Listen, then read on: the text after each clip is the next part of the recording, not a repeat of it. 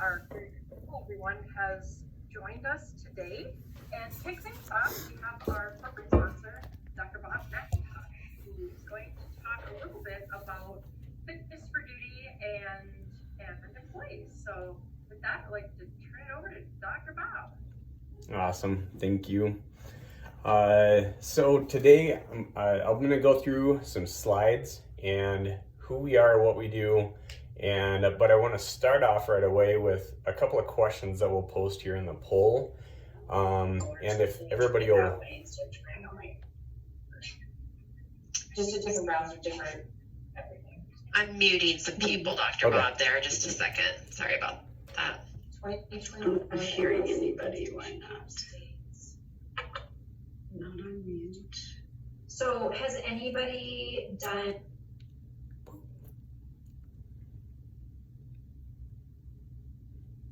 Could you guys hear me? We can hear you now. Okay, awesome. All right, so in our company, Fit to Lift, we have been part of an economic development group that started off being able to build relationships between a clinic and an employer. And one of the things that we've found out is clinics don't really listen to employers, and they speak a different language. And so I'm going to share a slide, but we're also going to, while I'm doing these, sharing the slide, what we'll do is ask 3 questions on here, and if everybody can respond to them, it helps me in my understanding where everybody's at on this call. So one of the biggest problems is medical documentation on fitness for duty, on whether an employee can return to work, when they can return to work, and what they're able to do when returning to work. They've also said that there is a frustration point because even the time between visits, as far as whether it's an initial evaluation and a follow-up, they don't know what they can do with the employee. So my job is to create some clarity here, and we're going to do that. So I'm going to go through here. If you'll answer those questions, I don't know how to get that poll. There we go. All right, so next slide. So I think we're all on the same page when we really want to work on safety and protection for employees.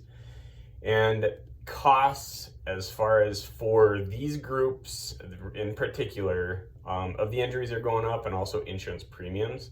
And the clinics don't understand what kind of impact that they can have on this, on your business health per se. So everybody can see the slide where the person's feet are on here. And this is an example of how to think through this. If you've ever stepped on one of the Dr. Scholl's foot scanners and it tells you what kind of orthotic you're supposed to use for your feet, we have a system within our office to be able to help you understand what it is that your employees have for physical capacity, and so they can perform their essential elements within their job and do it safely. So when you send them down to our office,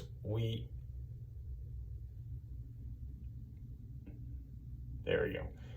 The clarity is to be able to get a report back that says, are they fit for duty or are they not?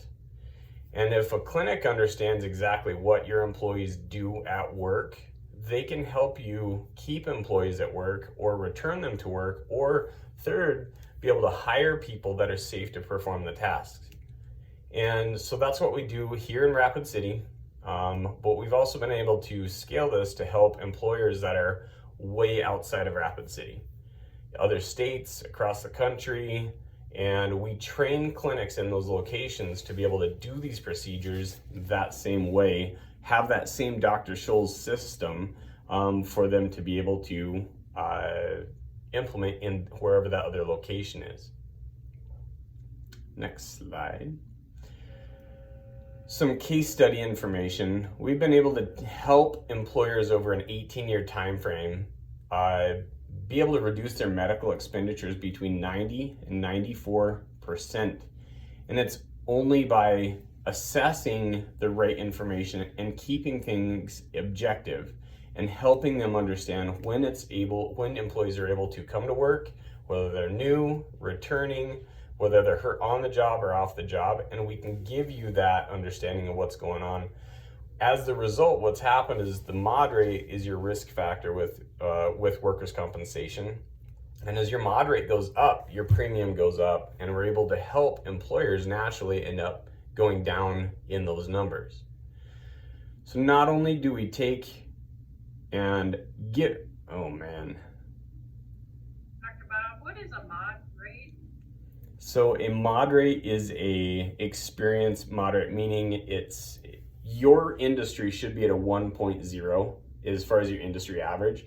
If you show up with an injury rate of above a 1.0, you're high risk. You can be 2.1, 2.6 mod rates, you can be higher, but your premium can double, triple, quadruple based on what your mod rate is.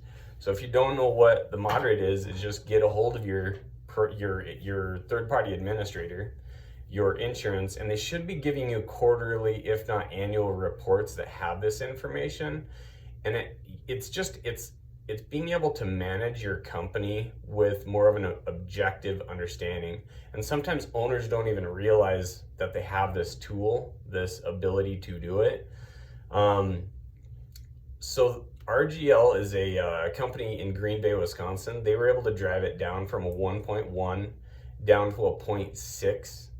And they were able to take their premium expenditures from $1.5 million down to about $500,000 per year, but that's even at 400 employees versus the 100 employees where they started off at. So they had about $16,000 per person for their workers' compensation risk, and that's what they drove it down to because they were able to give a good history without a high risk. This is another one that's in Lincoln, Nebraska. Depends on the size of the firm. And if it's a really so as far as Lester Electrical, same deal. They went through the same situation. They were able to implement these systems, and through this Dakota Rising grant that we got here in South Dakota, we were able to implement these procedures for local companies that did the same thing. But when I say this, the most important thing is to be able to take and have the centricity and relationship with a clinic that cares about what your workforce does. That's how you're going to get these results. It's hospitals and surgery centers profit by performing surgery and treating illness. They don't make money by preventing injuries. They're not the ones to ask for help in these situations. And my job is to be able to help you guys, help your employees avoid those situations if it's possible. And so that's how we jump in and help out. So here locally, we have helped an employer that's saved over $400,000 per year. That was a 90-some% reduction on their medical expenditures as well. Meg Mankey, she was the human resources director that led that.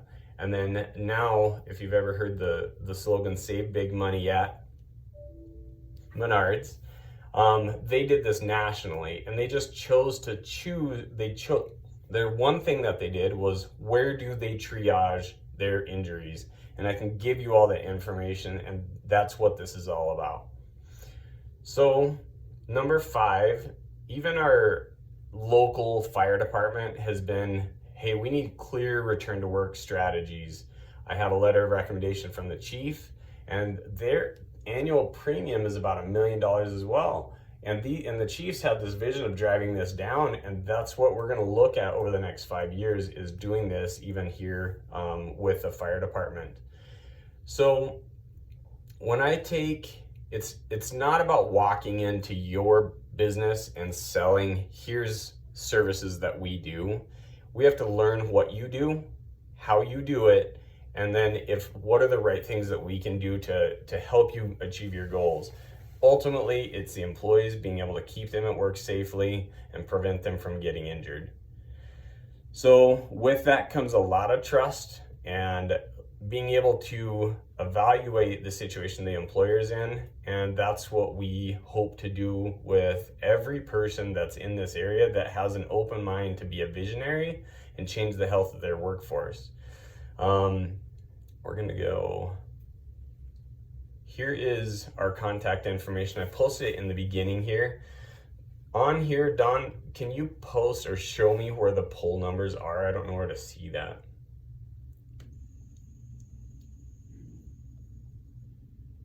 Yes, I just ended the polling and it should be sharing now on the There screen. it Can you is. see it? Okay.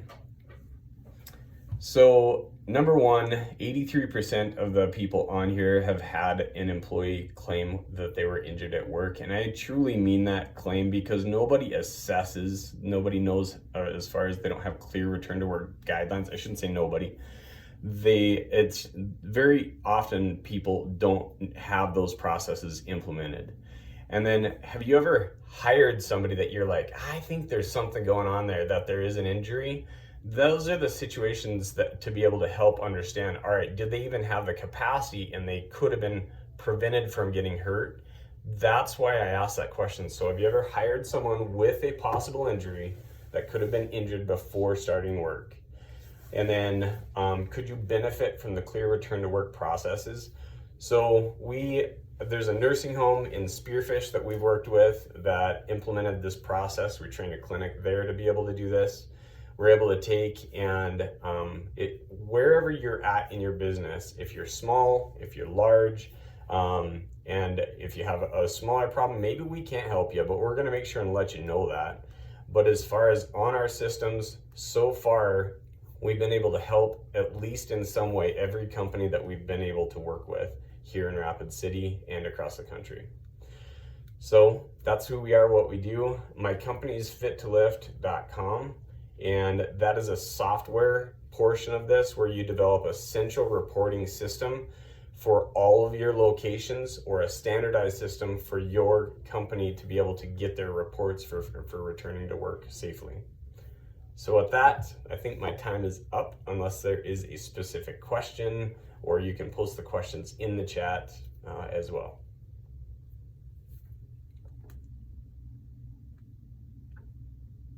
Thanks, Dr. Bob. Does anybody have a question for Dr. Bob? Let's check out our chat and see. Okay, I guess we don't have any questions in the chat box. That was very informative, Dr. Bob, and I think it's a great service that you provide, and it could certainly help out a lot of employers here in the Black Hills area. So thanks so much for being our corporate sponsor today. You betcha. And if you have any questions for Dr. Bob, you can either email Dr. Bob directly, or you can email us here at Black Hills SHRM. We'll be sure to get those questions answered. Cool. Thank you, Thanks everyone. so much. Thanks, Dr. Bob.